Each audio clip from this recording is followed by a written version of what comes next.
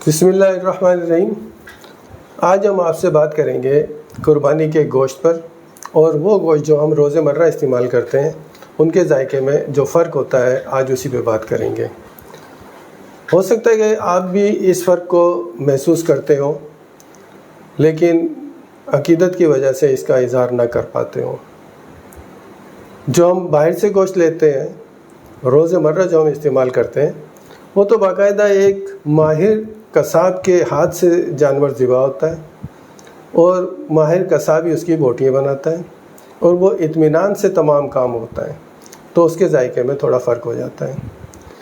جبکہ ہمارے بقرعید کے دن جو ہم قصاب کے لیے نکلتے ہیں، اس کی تلاش جاری کرتے ہیں، تو ہمیں چوراہوں پر عموماً 90% وہ قصاب نظر آتے ہیں جو برساتی جنہیں کہتے ہیں، اناڑی ہوتے ہیں۔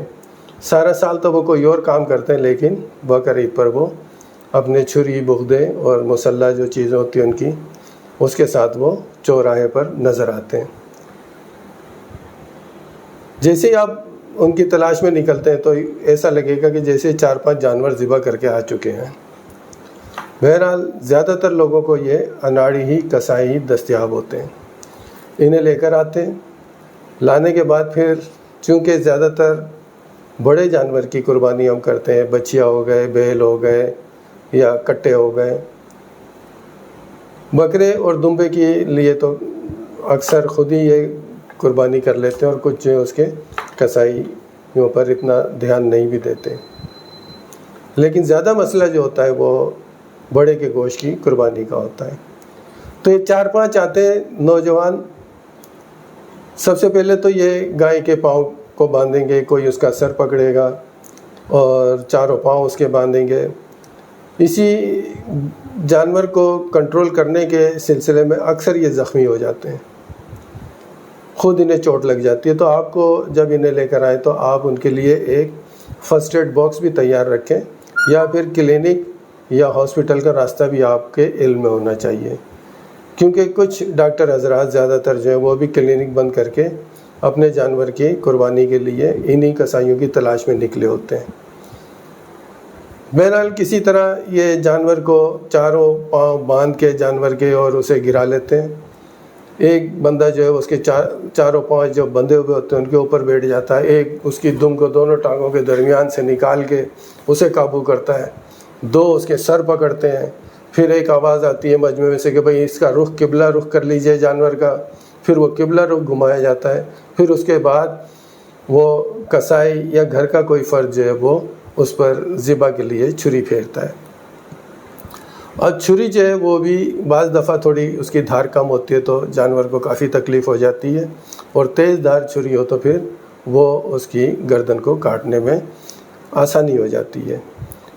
اب اناڑی جو کسائی ہوتا ہے اس کے ایک تو یہ سمجھ میں نہیں آتا کہ جو ذبح کرنا ہے وہ گردن کے اس حصے پہ ذبح کریں جو سر کے نزدیک ہے، یا اس حصے پر چھری چلائیں جو سینے کے نزدیک ہے، گردن کا حصہ۔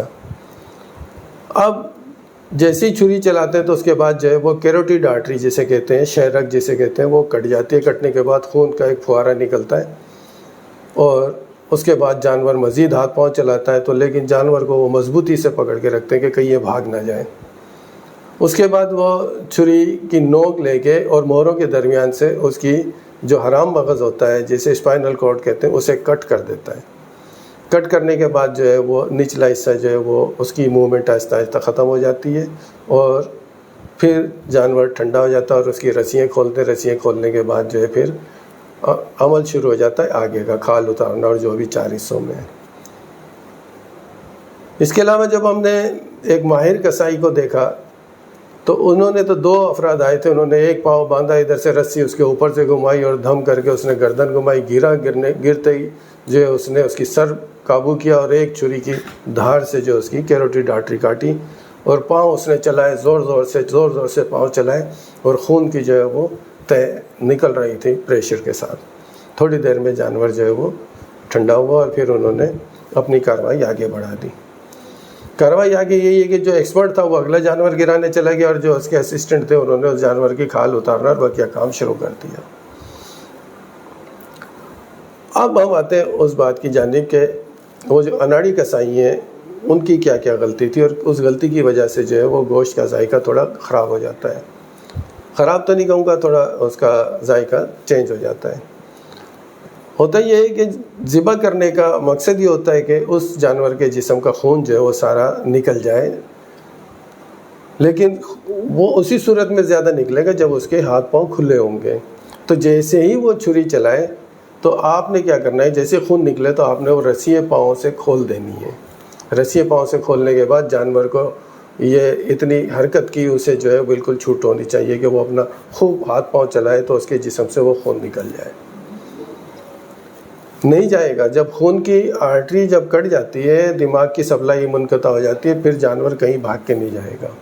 آپ نے سر پکڑ کے رکھنا ہے اور وہ جتنا ہاتھ پاؤں چلائے گا اس کا خون نکل جائے گا. دوسرا، اسے جب وہ نوک سے حرام مغز کو کاٹنے کی کوشش کرے مہروں کے درمیان تو اسے منع کر دیں کہ بھئی دیکھو اسے ابھی نہیں کاٹو، کیونکہ اس سے پھر نچلا دھڑ بالکل ہی مفلوج ہو جائے گا اور خون جو ہے وہ گوشت میں ہی رہ جائے گا. اب ان اناڑی کسائیوں کی وجہ سے جب وہ گوشت کاٹتے ہیں تو وہ گوشت کا رنگ بھی زیادہ سرخ ہوتا ہے بنسبت روزمرہ جو ہم گوشت استعمال کرتے ہیں.